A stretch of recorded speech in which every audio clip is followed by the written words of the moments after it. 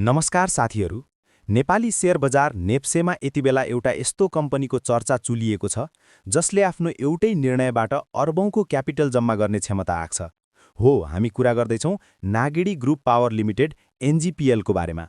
के तपाईलाई थाहा छ एनजीपीएल को हातमा अहिले एउटा यस्तो हिडन डायमन्ड छ जसले यसको फाइनान्सियल्सलाई रातारात परिवर्तन गर्न सक्छ। यो कुनै हल्ला मात्र होइन, बरु कम्पनीको ब्यालेन्स सिटमा लुकेको एउटा ठूलो लगानीको वास्तविकता हो। आजको यस भिडियोमा हामी विश्लेषण गर्नेछौँ किन एनजीपीएल अहिले हट टपिक बनेको छ र आगामी केही हप्तामा यसको मूल्यमा कस्तो ट्रिगर आउन सक्छ।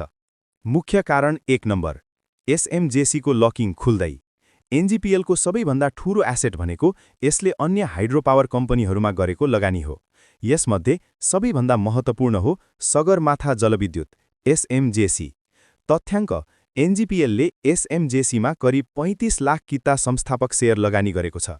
द डेडलाइन, यो शेयरको 3 वर्षे लकिङ पिरियड अबको मात्र 6 दिनमा अर्थात् 2080 चैत्र 16 गते सकिँदैछ।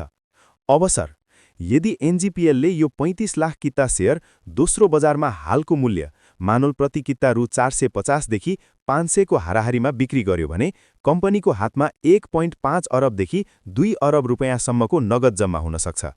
यो रकम एनजीपीएल जस्तो मध्यम स्तरको कम्पनीका लागि एउटा ठूलो फाइनान्सियल बुस्ट हो। मुख्य कारण 2 नम्बर, एमकेएचएल को पालो र लिक्विड एसेट्स। एसएमजेसी मात्र होइन, अर्को एउटा ठूलो अवसर पनि लाइनमा छ। एसएमजेसी को लकिङ खुलेको ठीक 33 दिनपछि अर्थात् आजबाट गणना गर्दा करिब 39 दिनमा माई खोला हाइड्रो पावर एमकेएचएल को पनि लकिङ खुल्दैछ। यसले के देखाउँछ भने एनजीपीएलले बिस्तारै आफ्ना पुराना लगानीहरूलाई लिक्विड बनाउँदैछ।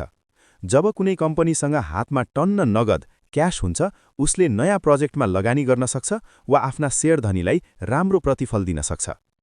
वित्तीय प्रभावको गहिरो विश्लेषण, फाइनान्सियल इम्प्याक्ट। अब चर्चा गरौँ यी शेयरहरू बिक्री गर्दा एनजीपीएल को भ्यालुएसनमा कस्तो असर पर्छ। क, नेटवर्थ किताबी मूल्यमा उछाल। हाल एनजीपीएल को प्रति शेयर नेटवर्थ करिब 150-155 को वरिपरि छ। यदि कम्पनीले यी लगानीहरू बेचेर क्यापिटल गेन बुक गर्यो भने त्यो सबै नाफा कम्पनीको रिजर्भ एन्ड सरप्लसमा गएर बस्छ। यसले नेटवर्थलाई सिधै 200 वा सो भन्दा माथि पुर्याउन सक्छ। ख, ईपीएस प्रति शेयर आम्दानीमा ऐतिहासिक वृद्धि। शेयर बजारमा लगानीकर्ताले सबैभन्दा बढी हेर्ने सूचक भनेको ईपीएस हो। शेयर बिक्रीबाट हुने नाफा सीधा नेट प्रॉफिटमा जोडिन्छ। अहिले न्यून देखिएको ईपीएस यो एउटै ट्रान्ज्याक्सनबाट बहुगुणित हुन सक्छ। जब ईपीएस बढ्छ, पीई रेशियो सन्तुलित हुन जान्छ र शेयरको मूल्य बढ्नको लागि बलियो आधार तयार हुन्छ। ग, डिभिडेन्ड क्यापासिटी, लाभांश क्षमता। अन्ततः लगानीकर्ताले खोज्ने भनेको डिभिडेन्ड हो। अर्बौंको नाफा भएपछि कम्पनीले बोनस शेयर वा क्याश डिभिडेन्ड दिने क्षमतामा निकै ठूलो वृद्धि आउँछ।